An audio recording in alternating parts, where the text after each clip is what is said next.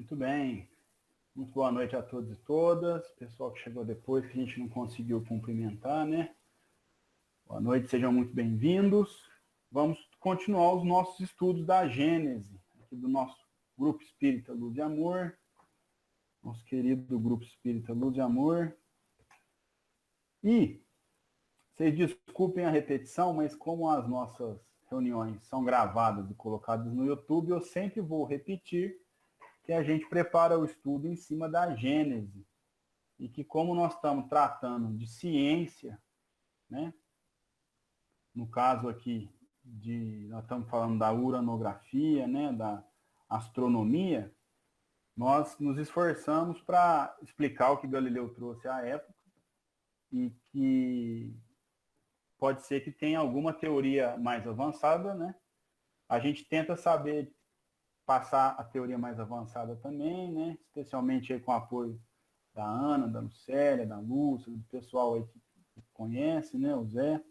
Mas que se por um acaso tiver alguma teoria mais nova que nos escape, fica então o registro que a gente está partindo da Gênese e que ninguém aqui é especialista em astronomia.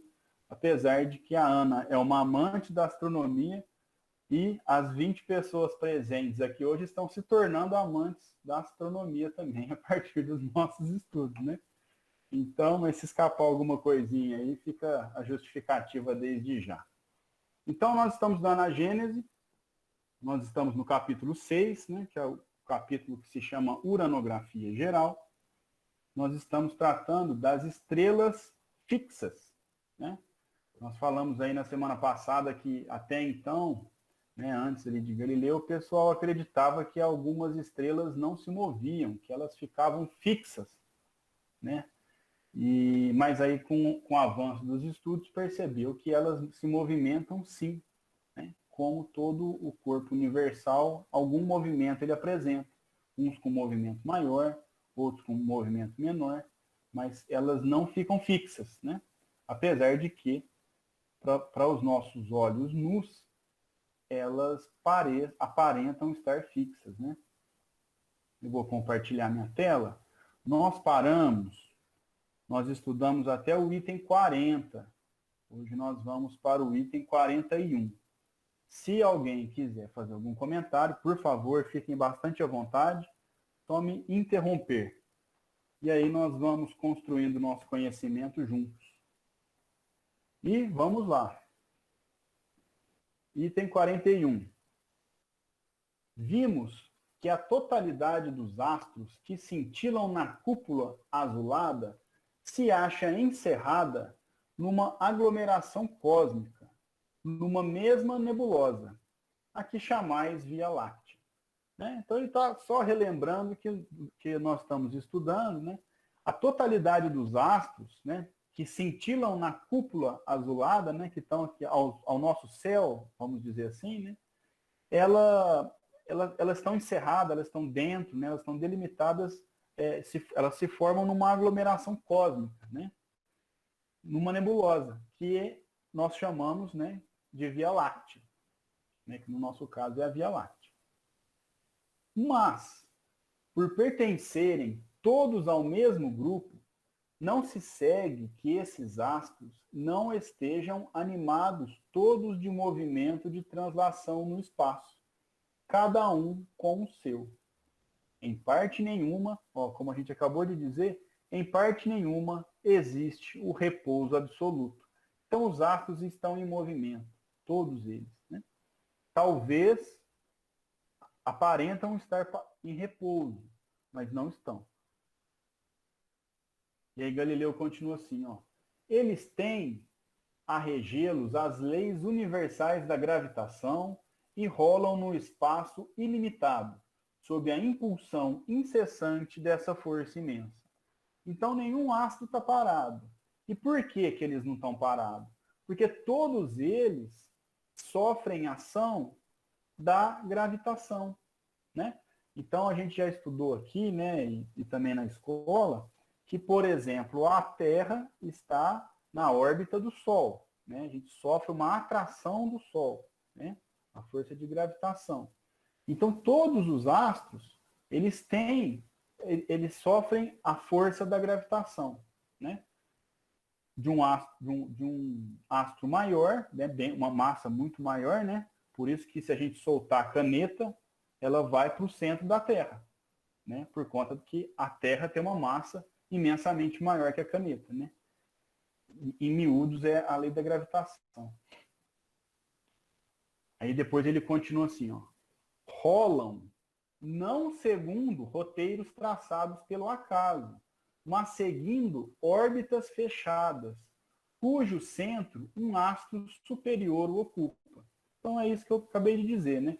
Os astros todos se movimentam, mas eles não se movimentam à vontade para onde eles, né? Sem um roteiro, né? Não se movimentam pelo acaso. Eles movimentam dentro da órbita de um astro superior que os atrai. Para tornar, por meio de um exemplo mais compreensível as minhas palavras, falarei de modo especial do vosso Sol. Então, para que a gente entenda melhor essas ideias, Galileu vai falar do Sol, né, do nosso Sol, né? A gente sabe que tem vários outros, mas do nosso Sol, para que a gente consiga entender melhor, para que nos fique mais palpável. Ó, item 42. Sabe-se, em consequência de modernas observações, que ele não é fixo, nem central, como se acreditava nos primeiros tempos da nova astronomia. Então o Sol também não está parado, né? Se a gente falou que nenhum astro está parado, nenhum está parado, né? Inclusive aquele na qual, pelo menos para nós, é a órbita central. O Sol também se movimenta. A gente vai ver que, como existem outros astros, né, também com força gravitacional, eles acabam fazendo uma dança, né, com essa lei de atração, com essas órbitas, né? Então, o Sol não é fixo e também ele não é central, ele não está no centro, né, seja do universo, ou seja da nossa Via Láctea, como a gente pensava antigamente, né? Então, a gente percebe que, à medida que a ciência evolui, menos centralidade o ser humano tem no universo. Porque primeiro a gente achou que a Terra é o centro do universo. Aí a gente descobre que não é. Aí a gente acha que o nosso Sol é o centro do universo. Aí a gente descobre que também não é. E aí, à medida que a gente vai estudando, a gente vê que a gente faz parte de um todo.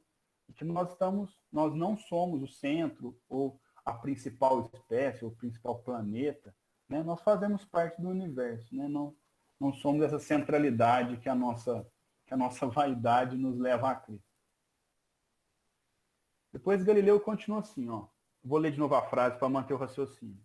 Sabe-se, em consequência de modernas observações, que ele não é fixo, nem central, como se acreditava nos primeiros tempos da nova astronomia, que avança pelo espaço, arrastando consigo o seu vasto sistema de planetas, de satélites e de cometas.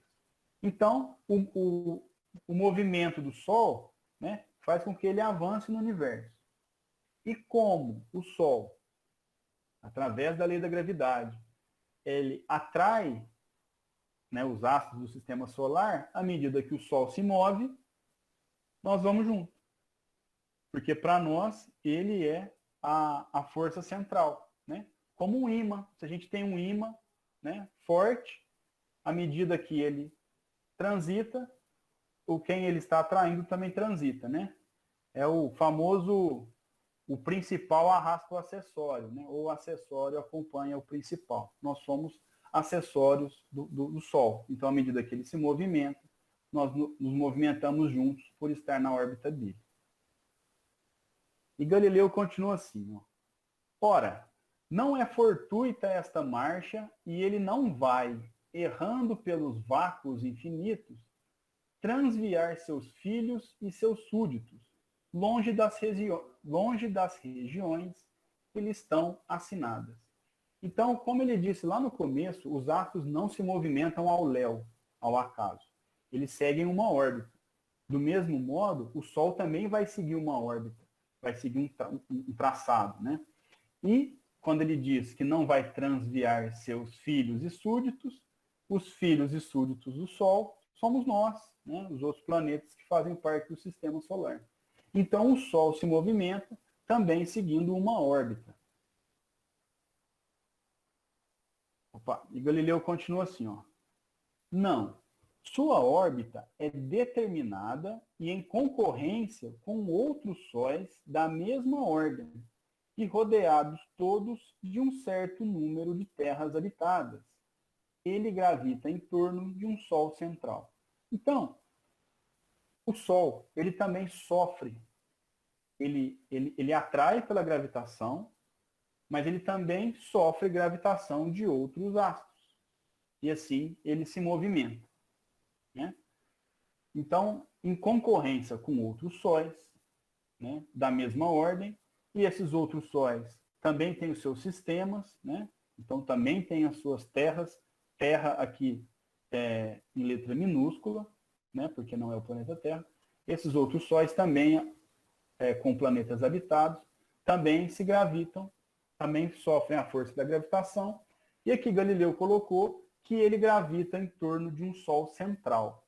Né? Eu dei uma lidinha sobre o Sol e não encontrei qual seria esse Sol central. Se alguém souber, pode, por favor, ficar à vontade.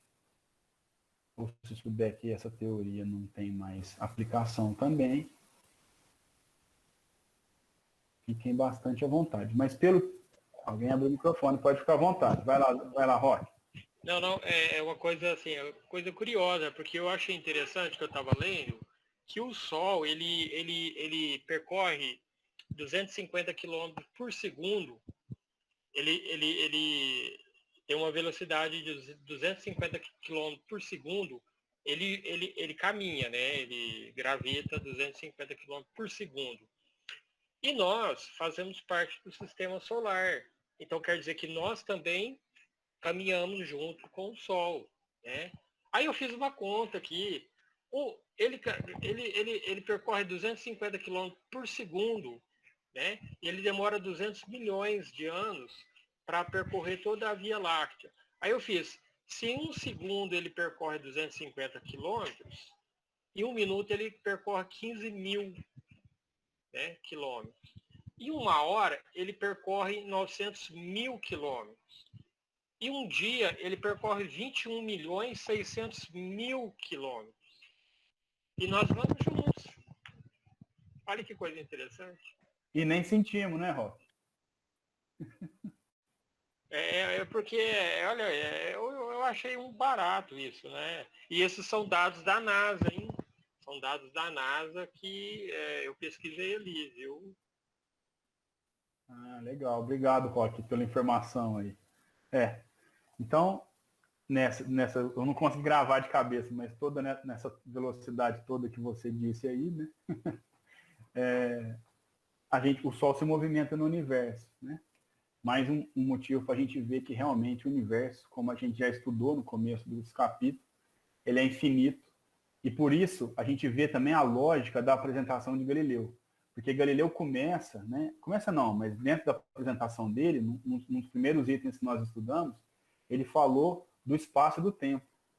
São conceitos que a gente tinha que ter para conseguir depois chegar, poder avançar no conhecimento, né? Seria um aprendizado necessário para que a gente pudesse avançar, por exemplo, em órbitas, em astros, em gravitação, né? Para a gente conseguir ter uma dimensão melhor, ou pelo menos aproximada do que está trabalhando, né? Muito bom. E esse movimento é em forma de espiral, mais interessante ainda. Tudo em forma de espiral, caminhando para um ponto que eles chamam de ápex.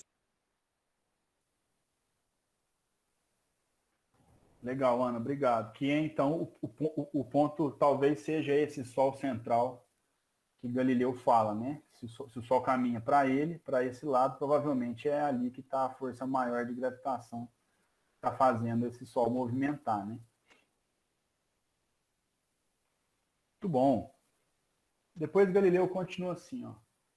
Seu movimento de gravitação, como o dos sóis seus irmãos, é inapreciável a observações anuais, porque somente grande número de períodos seculares seriam suficientes para marcar um desses anos astrais, né? Então, até na época lá, não era possível fazer um cálculo, né, de quantos anos-luz, talvez, não sei se já tinha, acho que nessa época ainda não tinha esse cálculo, mas qual que seria o período, né, que ele faria esse movimento, né? Seria necessário períodos seculares, né? Talvez hoje, né, aí até como o Roque disse, com o avanço da ciência, é possível fazer um cálculo melhor desse movimento de gravitação do Sol, né? Aliás, deve não é, né? Porque se a Ana já nos passou que é um movimento espiralado, né? Quer dizer, então, que já é possível fazer isso. Item 43. O Sol central, de que acabamos de falar, também é um globo secundário, relativamente a outro ainda mais importante, a cujo derredor ele perpetua uma marcha lenta e compassada, na companhia de outros sóis da mesma ordem. Então vejam aí a infinitude que a gente estudou, né, quando ele tratou de tempo e de espaço, né? No caso aqui, na infinidade do espaço. Se o nosso Sol, que é o ponto central de um sistema, né, que é o nosso sistema solar, é um Sol secundário em relação a um Sol maior, esse Sol maior também é secundário em relação a outro Sol. E assim por diante. Então, à medida que esse Sol principal para nós se movimenta, ele atrai nosso Sol atrai os corpos celestes que estão em volta dele, e assim vai se dando as órbitas, os movimentos do universo, né? Que é uma dança divina, né? Porque arrastar tudo isso é uma coisa muito maravilhosa, né? E como a gente já está conseguindo já fazer esses cálculos, a gente percebe que há uma lógica muito grande, né, nesses movimentos, como o Galileu estava explicando. E lembrando, Caio, que o Sol é uma estrela de terceira grandeza. Agora você imagine as de primeira grandeza. Dá até medo de pensar, né, Ana? Tá. A gente não pode nem aproximar do nosso se não queima, imagina desses outros aí. Trilhões de vezes maiores que o Sol. Trilhões. É brincadeira? É só a imaginação mesmo para conseguir imaginar isso aí, né? Porque realmente é um tamanho absurdo, né? Lucélia fez um comentário aqui para nós, eu vou ler. Nosso Sol vai no futuro se transformar numa gigante vermelha, depois numa estrela anã e depois poeira espacial. E essa poeira vai dar origem a novas estrelas, infinitamente. Na natureza a gente vai se transformando, né? A gente. Por isso que eu falei aquele dia que eu sou uma anã vermelha pronta para colapsar.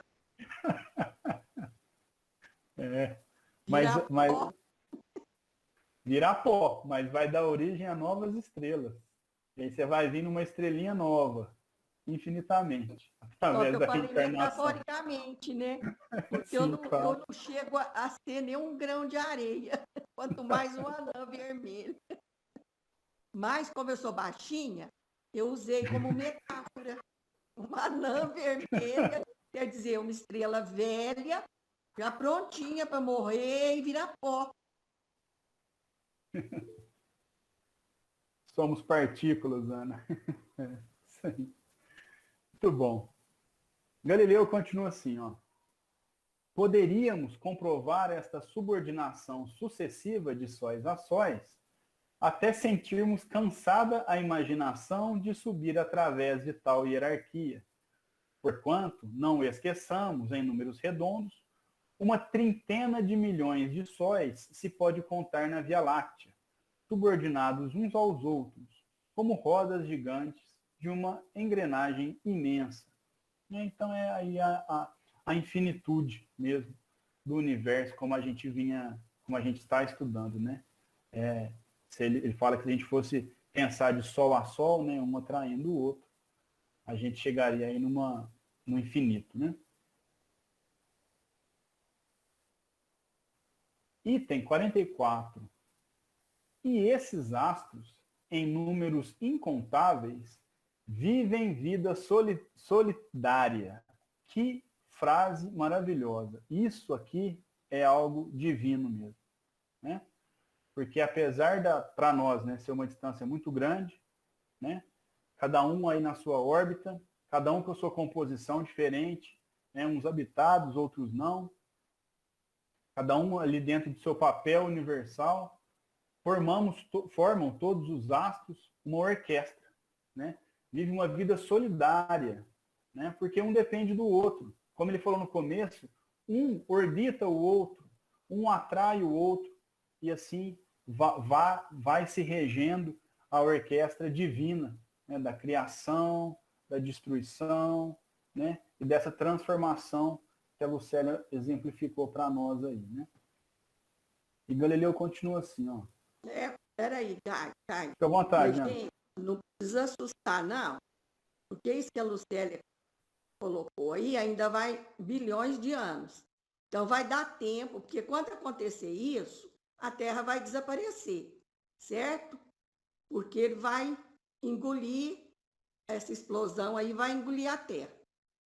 E então já vai ter dado tempo, a gente espera, de nós já estarmos bem evoluídos e vamos habitar outros planetas. Então nós não precisamos ficar com medo, não, que tem muito tempo ainda. Bem lembrado, Ana. Podemos continuar com os nossos planos, né? Não precisa apavorar, não. Galileu continua assim, ó. Esses astros, né, em números incontáveis, vivem vida solidária. Assim como na economia do vosso mundinho terrestre, nada se acha isolado. Também nada o está no universo incomensurável, né? Aqui ele usa o termo economia na regência do universo, né? Como é que anda o universo, não, perdão, o nosso planeta, né? Na economia do nosso mundo é como o nosso mundo se movimenta, né? Aqui a gente sabe, nós estudamos, né, que nada está isolado no nosso planeta. As nossas atitudes, os nossos pensamentos, né, as nossas falas, né? A gente pensar mal de alguém lá no nosso quarto, existe uma ligação e tem consequências. Assim como as nossas preces, os nossos bons pensamentos também têm consequências. Aí Galileu continua assim. De longe, ao olhar investigador do filósofo que pudesse abarcar o quadro que o espaço e o tempo desdobram, esses sistemas pareceriam uma poeira de grãos de ouro levantada em turbilhão pelo sopro divino, que voem nos céus os mundos siderais, como voam os grãos de areia no dorso do deserto. Né? Está falando aqui, então, que esses astros, né, a Via Láctea e esses sóis, né, se fosse investigado aí, seria uma poeira no turbilhão do sopro divino, né?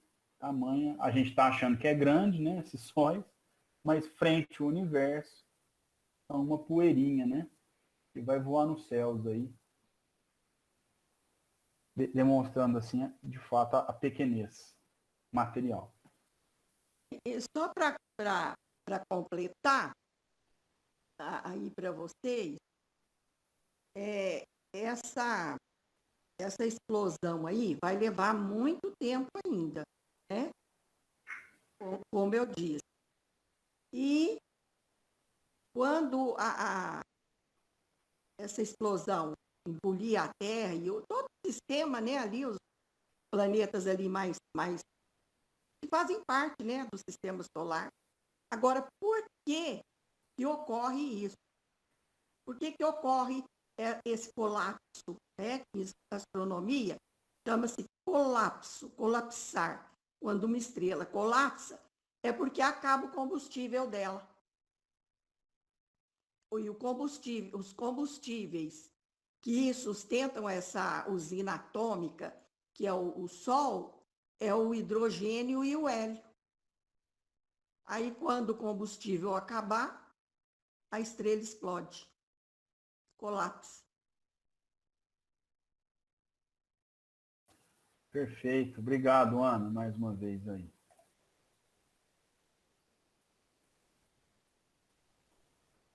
Vamos continuar então. De longe, aqui eu já li, né? Ah, sim, aqui.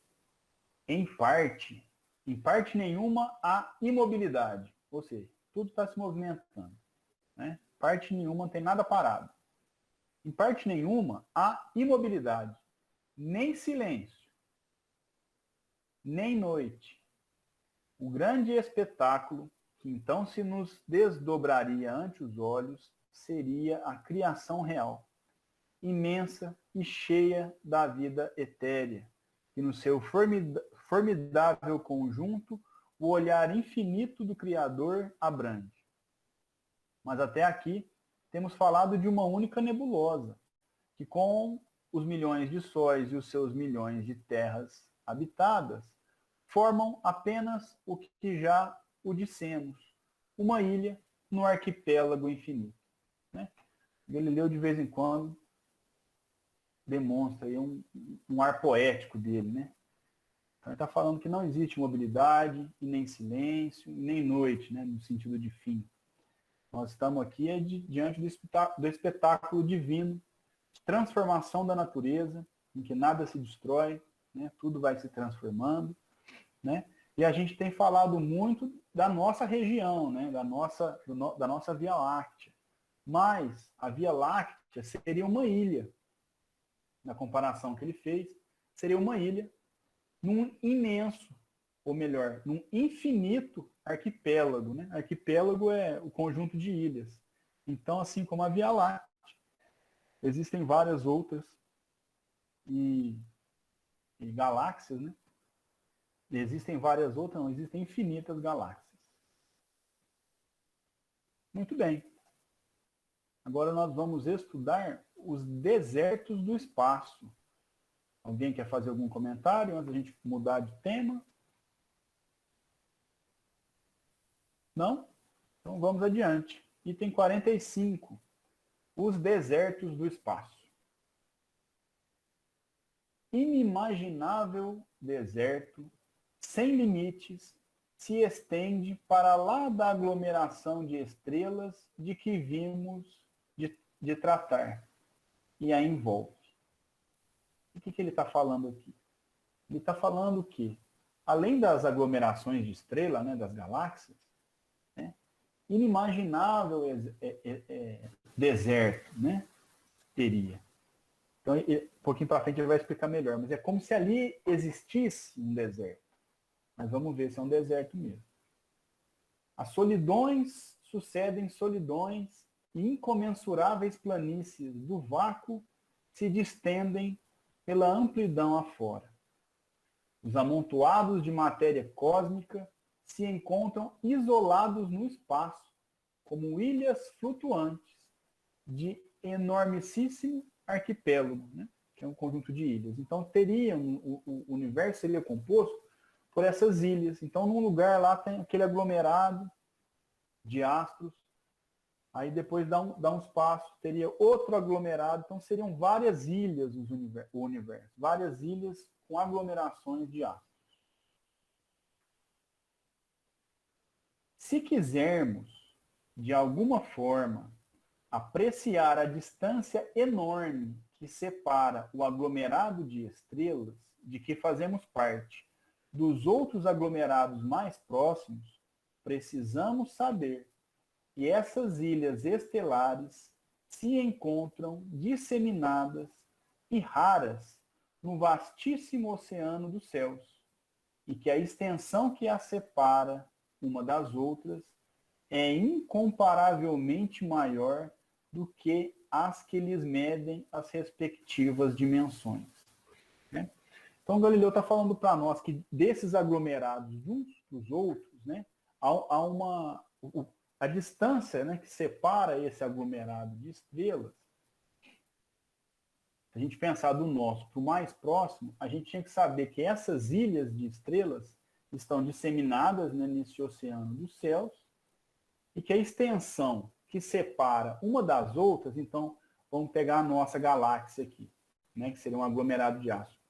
A distância dela para uma outra seria maior, cadê? Quantos milhões de vezes ele fala, né? É incomparavelmente maior do que eles medem as respectivas dimensões. Então, imaginem que esse papel aqui fosse a Via Láctea, né? A gente teria que medir a dimensão dela, que é de um ponto extremo até no outro, e chegaríamos a um número. A distância da Via Láctea para outra seria muito maior que essa distância que a gente mediu da Via Láctea. Deu para entender? Se a gente pegar a dimensão da Via Láctea, um ponto mais extremo um do outro, a gente chegaria a um número. A distância da Via Láctea para outra é um número muito maior do que esse que a gente chegou medindo a Via Láctea. Nós não temos... Oi, Ana, fica à vontade. A distância entre as galáxias, né? Entre as estrelas, entre os planetas e as estrelas. E planeta é uma coisa, estrela é outra, né? Sim. O planeta não tem luz própria, a estrela tem luz própria. É uma usina atômica, né? Fabricando sua própria luz, seus próprios raios, sua própria radiação. E essa distância é dada em anos-luz. Um ano-luz equivale a 10 trilhões de quilômetros, para se ter uma ideia. Um absurdo, né? Muito bom, obrigado, Ana. A Lucélia está nos dizendo assim, ó. Hoje, com a descoberta da matéria escura, não pode dizer que esses vácuos é composto de energia escura? Eu não sei energia escura, mas de matéria escura, com certeza, pelo que a gente viu, né? Deixa eu falar uma coisinha aí para você. O prolongamento da teoria do Big Bang, que é mais aceita hoje, é da lambda cosmológica. Certo? A lambda é uma letra grega que corresponde ao nosso L, que é a 11ª letra do alfabeto grego. Ela é tipo um V, assim, ó, ao contrário, né? O V é assim, a lambda é assim. Então, por essa teoria, eles imaginam, é hipótese deles, porque eles não conseguem ver essa matéria escura e nem essa energia escura. Então, aproximadamente 70% do universo, eles postulam, né, que é composto de energia escura. 70%. 25% de matéria escura. E 5% de matéria bariônica, que é a matéria que nós vemos, que o nosso sentido alcança. Agora, eles acreditam na hipótese de haver essa matéria escura, de haver essa energia escura preenchendo o espaço, mesmo a matéria bariônica, né? Preenchendo o espaço, e não acreditam na hipótese da existência de um Deus criador. Então, imagina bem, né? Se tem cabimento uma coisa dessa. Eles acreditam naquilo que eles não veem, porque eles não veem a matéria escura e não veem a energia escura. E tem esse contrassenso aí, né? Não acreditam na possibilidade de existir um Deus. E segundo os astrônomos, os astrofísicos, né? Essa energia escura e essa matéria escura que acelera o distanciamento que está ocorrendo entre as galáxias responsável, esse distanciamento, pela expansão do universo. E agora eu quero colocar aqui uma coisinha para vocês. Vamos lá, né? Aqui no Espiritismo, em Kardec. A ciência fala em universos paralelos, em multiversos. Kardec e os espíritos colocam para nós um universo único, infinito, composto por dois elementos, espírito e matéria. Veja bem. E entre eles, o fluido cósmico universal. E acima deles, Deus.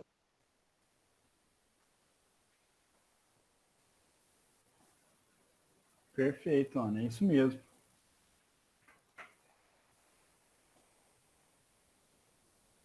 Muito bom. Hoje vamos precisar de chá, hein? Para dormir à noite. Nós estamos pensando muito. Mas é isso aí. Nossa proposta é essa mesmo. Obrigado, Ana, mais uma vez. Galileu continua dizendo o seguinte, ó. Ora, ele está falando das distâncias, né, das galáxias. Ora, a nebulosa estelar mede, como já vimos, em números redondos, 1000 vezes a distância das estrelas mais aproximadas, tomada por unidade essa distância, isto é, alguns 100 trilhões de léguas. A distância que existe entre elas, sendo muito vasta, não poderia ser expressa por números acessíveis à compreensão do nosso espírito. Só a imaginação, em suas concepções mais altas, é capaz de transpor tão prodigiosa imensidade. Essas solidões mudas e baldas, balda, eu pesquisei o termo que eu achei que encaixava aqui, seria o sem valor, porque balda seria uma carta num jogo que não tem valor, né? Então seriam essas solidões mudas e sem valores, de toda a aparência de vida, e de encarar, de certa maneira, a ideia dessa infinidade relativa. Então, a distância seria impossível para nós, no nosso estágio de evolução, calcular. Só a nossa imaginação, mas assim, ele ainda coloca, em suas concepções mais altas, mas tem que estar com a imaginação fértil, mais fértil que a imaginação de criança. A gente conseguiria transpor essa imensidade.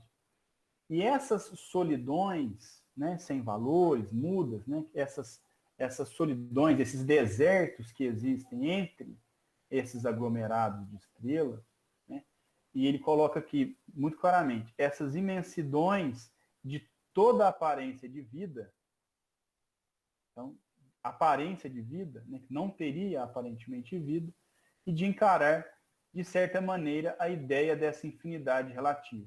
Então, seria necessário a nossa imaginação para que a gente conseguisse, né, ter uma noção, obviamente, aproximada do que seria esse deserto, né, essa distância de um aglomerado para outro. Aí Galileu vai chegar no ponto alto do deserto, que a gente tem falado aqui. Item 46. Todavia, o deserto celeste, que envolve o nosso universo sideral e que parece estender-se como sendo a face, que eu copiei do Kardecpédia, daí ficou picado aqui, perdão, tá? Todavia, o deserto celeste que envolve o nosso universo sideral e que parece estender-se como sendo eu vou ter que ler no meu livro. Não estou entendendo. Deve ser quando o Kardecpédia corta a página, e aí eu não peguei. Vou ler do meu livro, ó. 46. Esse deserto celeste que envolve nosso universo sideral e que parece estender-se como se fosse o mais longínquo final do nosso mundo astral é abrangida pela visão e pelo poder infinito de Deus, que para além dos céus e dos nossos céus, desenvolveu a trama de sua criação ilimitada. E aqui vem o dedo, podemos dizer assim, espírita do estudo da astronomia, casando justamente com o que a Ana disse agora há pouco. Então, se todavia nos parece, né, que essa distância, esses desertos, eles nos aparentam, né, ser um deserto, Galileu deixa claro que ele é abrangido pela visão e pelo poder infinito de Deus. Não é um desertão que não tem nada ou que não serve para nada, né? Como ele estava falando desde o começo, nós estamos falando de uma orquestra. Tudo tem um motivo e tudo tem um papel, né? E que ele fala que para além dos céus, né, dos nossos céus, desenvolveu a trama de sua criação ilimitada, cumprindo então o deserto, dentro dessa orquestra divina, a função da criação. Porque como a Ana bem disse, que a gente sabe? Né? Existe Deus e, para além de Deus, nós temos o quê? Espírito e matéria. O espírito, ele vai nascer, vai reencarnar e ele tem um programa, ele tem um caminho a ser trilhado, vamos dizer assim, né? Através da reencarnação. E a matéria cumpre ali a função de proporcionar isso. Né? De proporcionar para o espírito, né?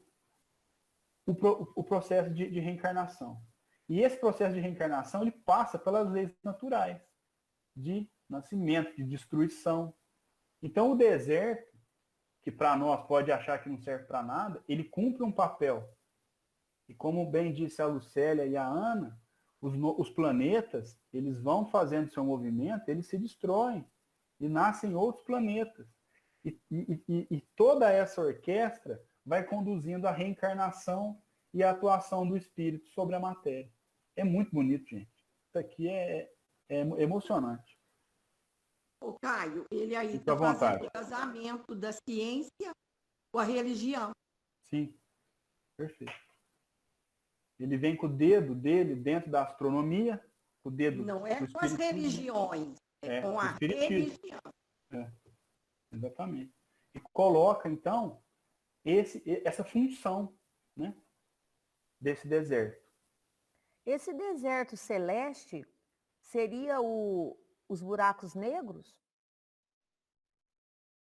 Não, não, não. Esse deserto, na realidade, não existe, porque ele é todo preenchido pelo fluido cósmico universal, de acordo com o Espiritismo. E de acordo com a astronomia, é preenchido por matéria escura e energia escura. Esse deserto, na realidade, não existe. Seria a distância, né, Ana? Entre os aglomerados de estrelas que ele tem falado. Mas preenchido por Sim. matéria escura e por energia escura.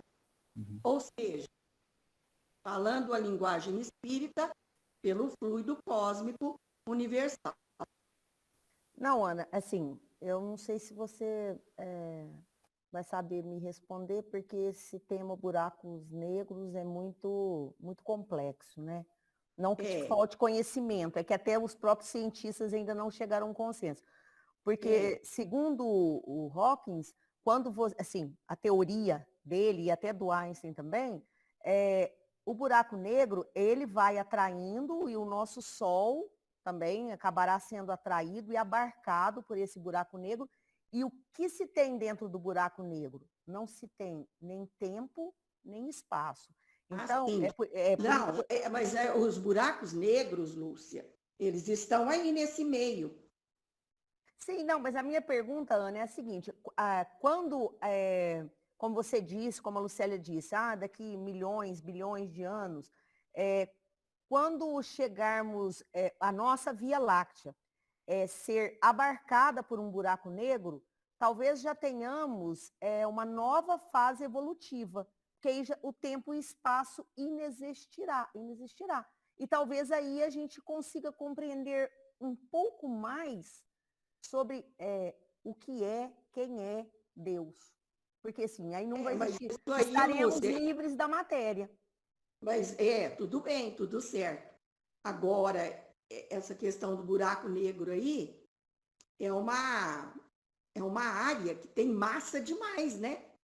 É um excesso de massa, uma quantidade de massa tão grande, que tudo que chega ali perto, é engolido, É tragado, né? É é tragado. tragado. E ali não emite luz e nem recebe luz. Mas a gente Por também isso não que sabe o chama, que tem lá, né? por isso que chama buraco negro, black hole, em inglês. Mas a gente não é correto dizer que o deserto é sinônimo de buraco negro, né? Não, Só para concluir o não é. raciocínio. Uhum, O perfeito. buraco negro está nesse meio Está no aí, deserto. em Uhum. meio à matéria escura, em meio à energia escura, em meio à matéria bariônica. Beleza. Ô, Ana, tem uma pergunta aqui da nossa ouvinte Lucélia Rodrigues de Oliveira. A pergunta é: Ana, desde a teoria da relatividade espacial, deixaram de ser utilizadas na física moderna? Você sabe responder, Ana? Porque eu não faço a mínima ideia. Eu não entendi a pergunta. Desde a teoria da relatividade. Desde? A Lucélia colocou assim. Acho que talvez seria a teoria da relatividade espacial deixou de ser usada na física moderna? Olha, o próprio Einstein já tinha feito essa teoria da lambda cosmológica aí, e ele deixou de lado, certo? Agora retomaram. É o que eu sei te responder, certo? Mas ela ainda ela não é usada, acho que na física quântica, né? Na física quântica, que trata das micropartículas, ela é usada no macro, para o estudo do macrocosmo, e não do micro, certo? Porque a física quântica trata do microcosmo.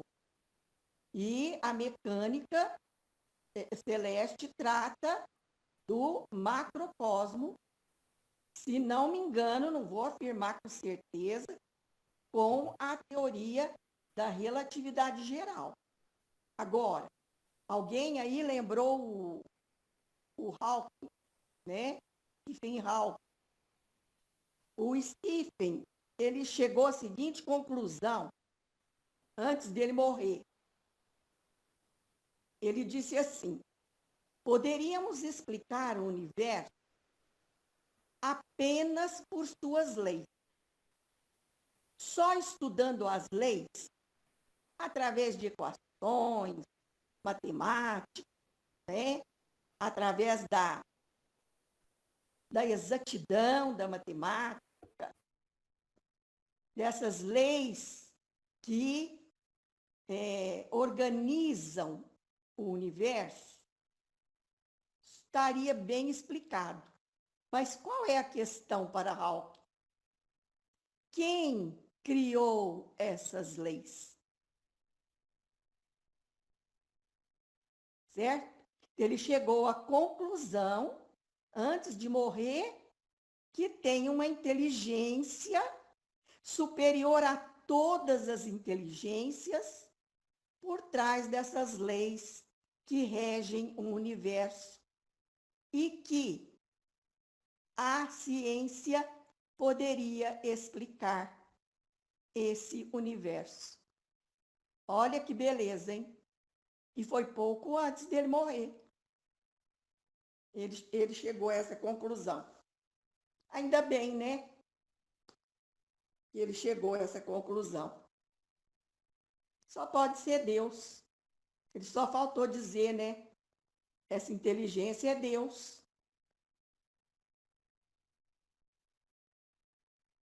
Ô, Anne, mas ele era ateu?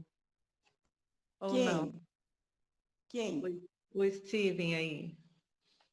Eu não sei te responder se ele era. Devia ser, porque esses cientistas, eles não acreditam em Deus, né? Uhum. Ele era assim, devia ser sim. Mas não posso te afirmar com segurança. Então, mas aí vem a Ele é. beleza. Através da ciência, ele detectou. Mas é aquilo que o Francis Collins, o diretor do projeto Genoma, é o que ele fala, né? Ele faz o casamento da ciência com a religião quando ele descobre, decodifica, né, o genoma humano. Então, quando eles, lá no projeto Genoma dos anos 90, eles terminaram agora há pouco tempo, nos anos 2000, ele chegou à seguinte conclusão, que Deus está escrito no nosso DNA, está impregnado no DNA humano.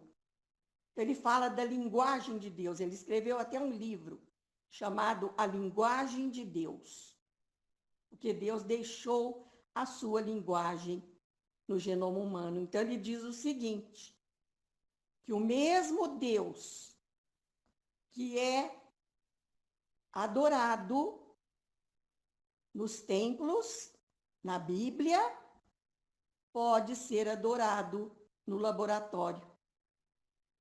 Então, a ciência está chegando lá, né? Tá indo aos pouquinhos e ela vai chegar lá.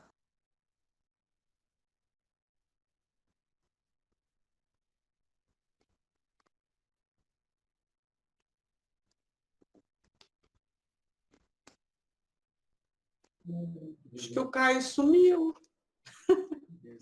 Caio?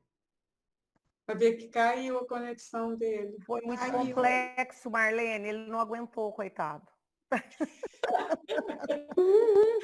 Colapsou. Se fosse isso, A internet dele colapsou. Colapsou. A Ana, Viu, nossa. viu que a Ana estava falando e foi dar uma descansada.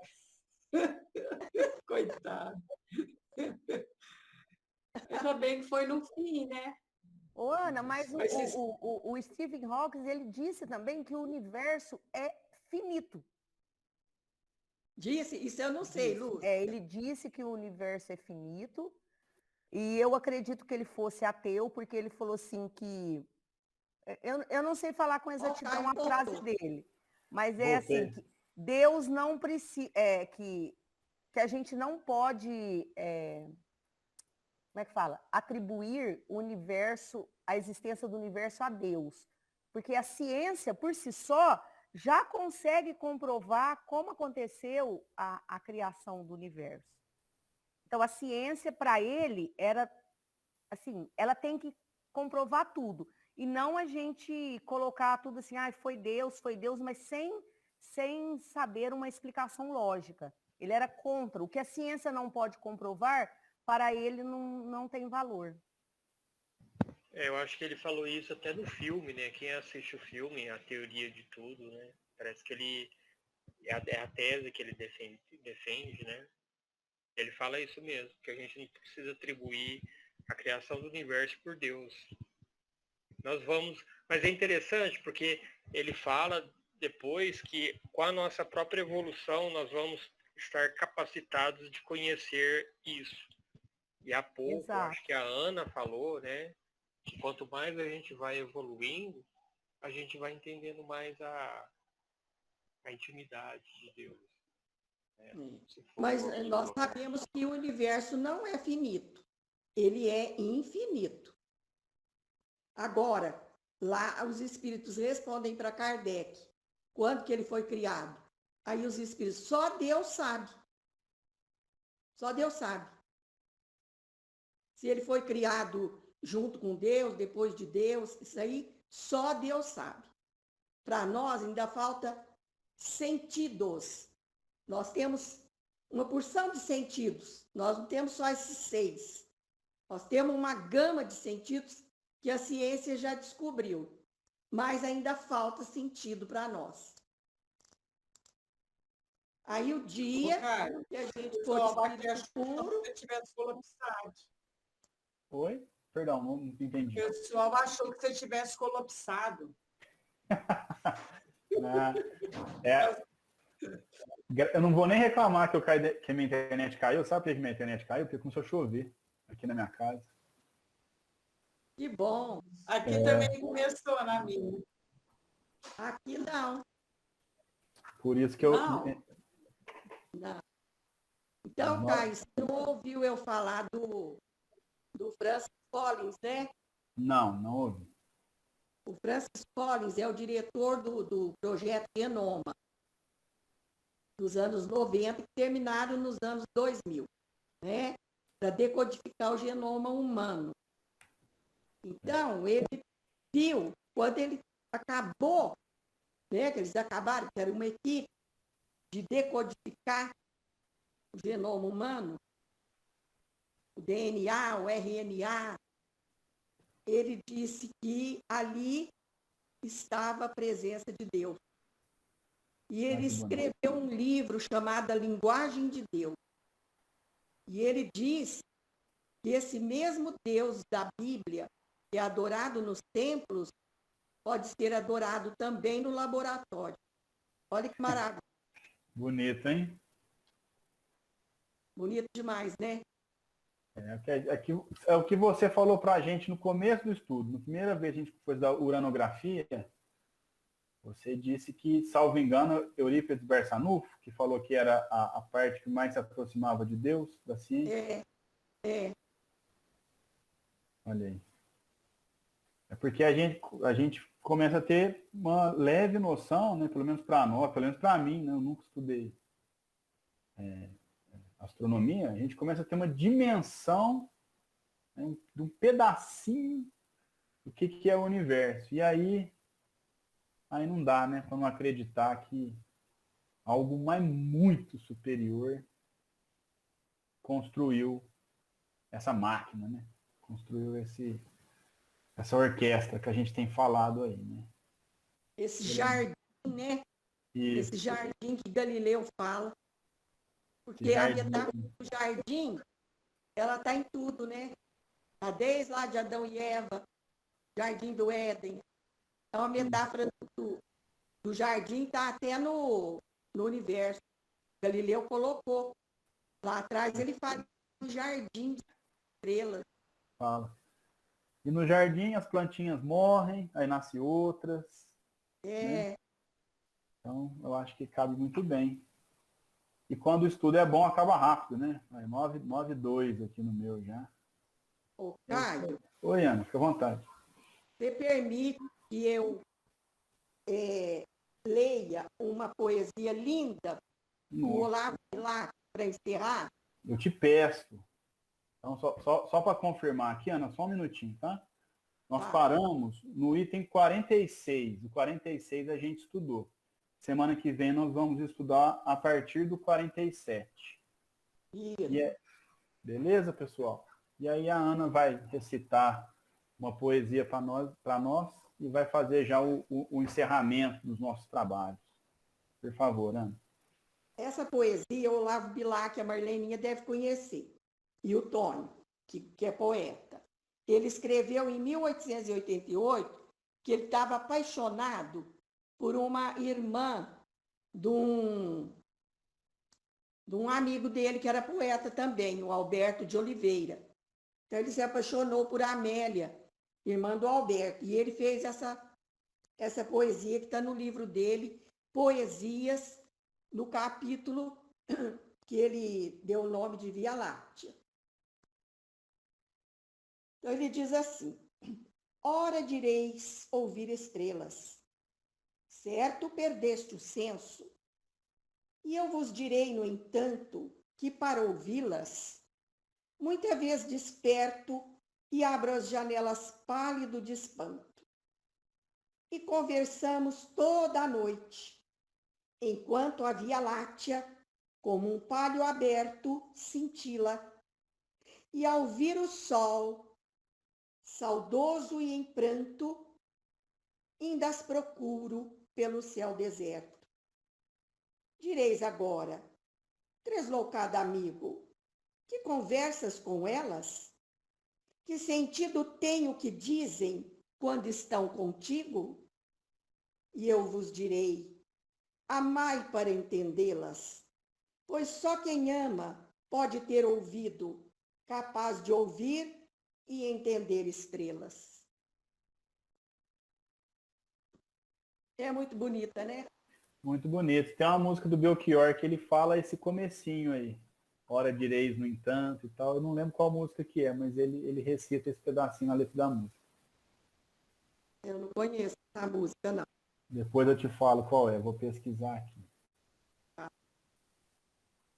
Então, pessoal, com essa poesia bonita, a gente vai encerrar a nossa reunião na paz de Jesus, na paz dos Espíritos que nos ajudam a realizar esse trabalho, né, que a gente está aí fazendo com muita disposição, com muito bom humor, né? É um estudo que não cansa, a gente brinca que cansa, mas é um estudo que a gente aguarda, pelo menos eu aguardo ansioso para a gente se encontrar, para aprender coisas diferentes, para rir e para fortalecer a nossa amizade. Tá bom? Então, durmamos em paz e nos encontramos, quem sabe, aí lá no plano espiritual para continuar rachando a cabeça. Obrigada, Caio. Obrigada a todos.